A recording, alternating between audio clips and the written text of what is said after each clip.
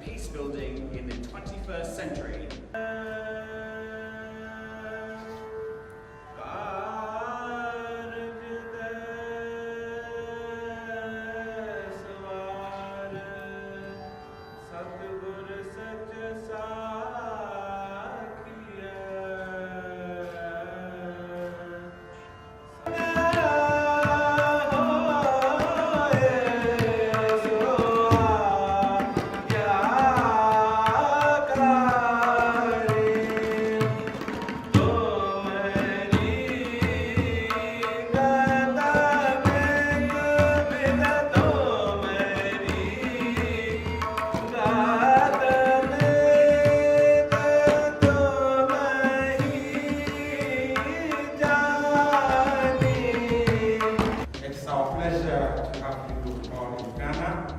And we want to warmly welcome you. And as we say in Ghana, we say Accra, we say Maraba, and we say Sandazua. We say all of that. So we are very glad to have you in our country. As you know, Ghana is one of the countries that is blessed with peace in the sub-region, for which we don't take for granted. On this journey to peace, the Peace Charter, by highlighting and explaining these core values, aims to further raise awareness, support the deepening of understanding, and increase reflection on the critical contribution forgiveness and reconciliation can make to sustainable peace building.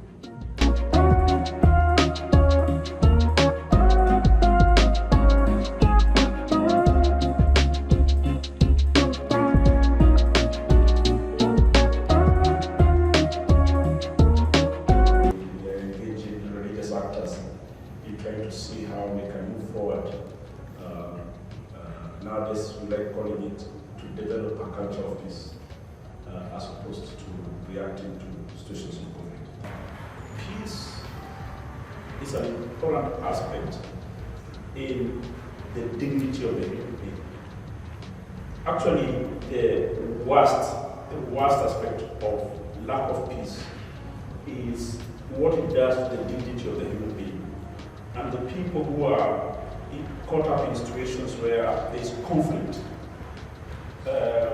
they are forced to live in indignity. Ghana prides itself on being a country that upholds peace and harmony. And indeed, the Peace Index places Ghana second in Africa as the most peaceful country. And so therefore, it's something that we cherish so much. But how we were able to reach here, it's been a long journey. It's begun with leadership that appreciated the value of diversity and used it as a tool to promote harmony across religious divides. Remember that the world that we find ourselves in, we are guests. And when you go to any community, and even those who are already there want to give you a land, there is a ritual. And the ritual is to establish some relationship with the land that is there. So, in order to enhance peace between different people of different religions and of no religion, there has to be, in my mind, three key ingredients. One is understanding. We must learn to understand each other. When there is understanding, we will then understand the reasons behind any conflict. When we have understood that, we can then move to forgiveness and then to reconciliation. I've observed that between religious leaders, there is a lot of peace, there is a lot of understanding. We have forgiven each other and we have reconciled. But many of us have not been successful in filtering that down to our followers. How do our congregations learn from our example? Peace building is always work in progress. we can never say that we have arrived. So that now our peace is so consolidated that nothing can unravel it. Peace can always be baffled. So we must always constantly keep at it, keep working at it. Someone said that peace is like a garden. If you don't tend it, it will grow weeds. But if you tend it, it will continue to be a garden, a beautiful garden. It will blossom and it will grow. So we must continue to do the things that Sheikh Arabia already said we are doing.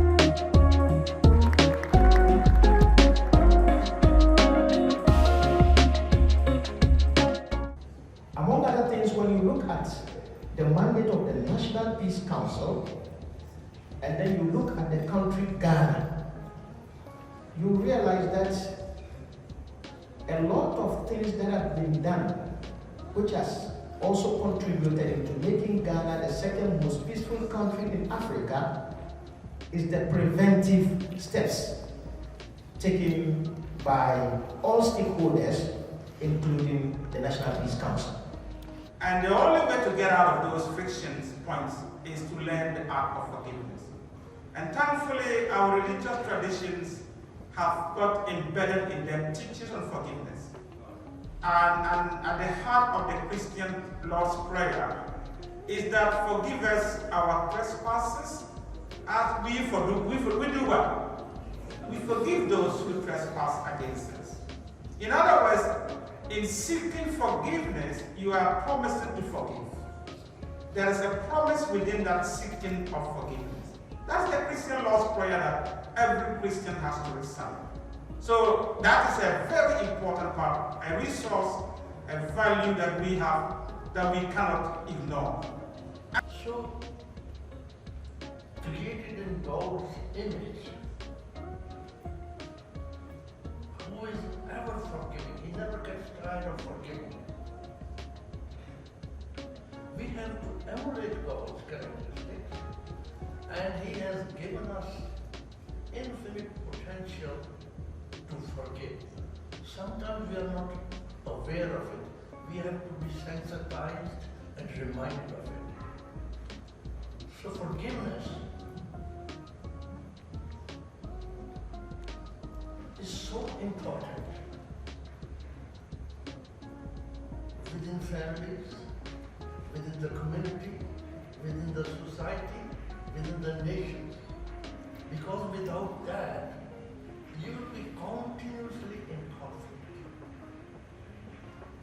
So we are very happy that this word, forgiveness, is now being used internationally, I find. This word that was... And for me, we are not doing too bad. Because in the past, you may not see a lot of women here.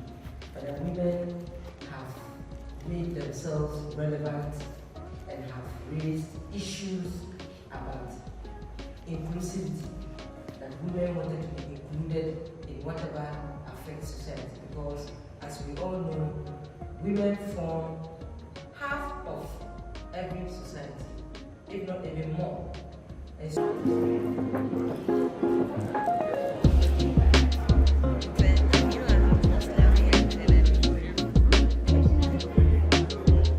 Hands together for the Phoenix Africa. The Phoenix newspaper has forged friendships and connections in Africa, from Nigeria to Ghana to South Africa and beyond, all in the pursuit of connecting communities and inspiring the next generation. This is the beauty of Africa and healing it. Africa is a very, very beautiful place, and in Africa we have a culture of hospitality. We are looking to create jobs and to give children and young people across the continent a voice in a free and accessible publication for all.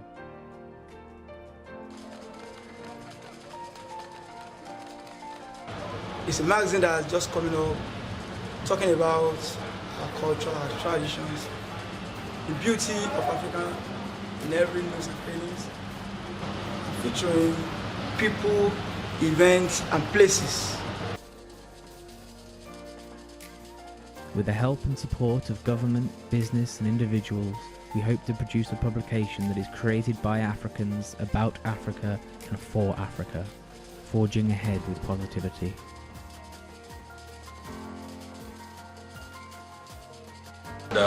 With people-oriented vision, connecting the people and reaching the new generation. So we want to use our medium, this medium, to reach out to the world, to get to know what we do. The Phoenix newspaper is proud of the links that it has made in Africa and can see such a bright future ahead for the region, which is why we are proud to unveil to you all the Phoenix Africa.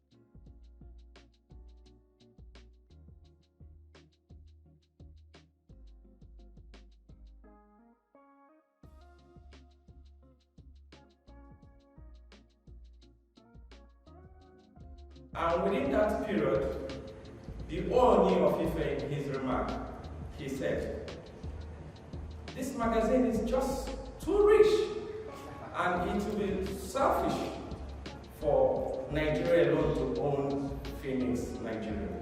And that he would advise that this should be meant for Africa at large. And to the glory of God, we are all sitting here today to celebrate Phoenix, Africa. It's such a news, it's such a magazine. It's such a magazine that is positive oriented. It affects life, it affects community positively, and the most important of it all is free of charge. This African newspaper has come to stay and to give positive news. We believe that even though there are negative news around us each and every day, but if we are to promote and publish, then it has to be positivity. I'm very impressed by the speakers this morning, not only with the content that was come out, but also the fine dress. I also felt I ought to dress up over lunch as well to meet the great regalia that I see in front of me. I'd like to thank Phoenix News for giving me the opportunity to come here, and particularly Dr. McLaughlin, who invited me to speak today. Sometimes it might be odd at something that predominantly looks at the peace charter of forgiveness and reconciliation to have sovereign military stood before you, but I think we have lots of common goals and shared values. So I'm going to talk a little bit this afternoon about the defence in the Commonwealth and the UK's approach to West Africa. And if we can train those nations, and it includes Benin, Togo, and Cote d'Ivoire, who are already under attack, then that is a really beautiful thing. And I hope they will see that the increase in training, the increase in capability, will really hold those threats back. As a member of the head of the Commonwealth, I would ask about our people. The immigration rules that are set up against Ghanaians just to visit UK, to educate themselves, to help develop Ghana by traveling outside of Ghana to the United Kingdom to see the difference and what they can bring back on board to Ghana. What has the Commonwealth has to offer on that, please?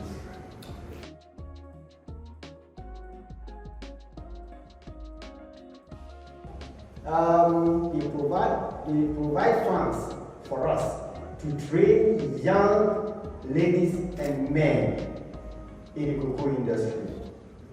You only have to inform us, and through interviews, we will just make you, train you, residential training for about 4 days or 3 days. And then when you go back, every acre of land that you present to us, we will make sure that we give you 450 hybrid cocoa free of charge. We will deliver at your farm gate. In addition to the cocoa seedlings, we provide fast-growing tree species, because the environment and development are two sides of a coin. I've been always an Indian citizen, but I've spent most of my lifetime after the age of 18 in Africa. So I can recall myself truly African because my entire youth was spent working for Africa and in the interest of Africans. This is why Indians call me the whole of an African. So this is why I stay confused with who I belong to. But I think we all belong to planet Earth. And we need to be concerned about the planet itself, especially the environment, and how to have sustainable businesses built which protect and make a positive impact on the environment itself. My name is Mark Dalgety, as he said, and I'm the founder of a company called Dalgety Teas. And I'm also the founder of another company called, or a non-profit organization called Black Entrepreneurs International, which promotes trade between people of African descent in the diaspora, connecting with people and communities here in Africa. When you looking into the future, believing that without any doubt, all the farmers that are around your organization, would you say they're progressing? And if they're progressing, what is the secret that allow you to believe all of them are happy with your performance?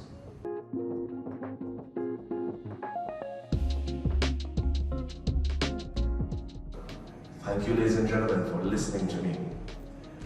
This is just a simple presentation about real estate that holds a deeper value than just property ownership. This is affinity. It is one planet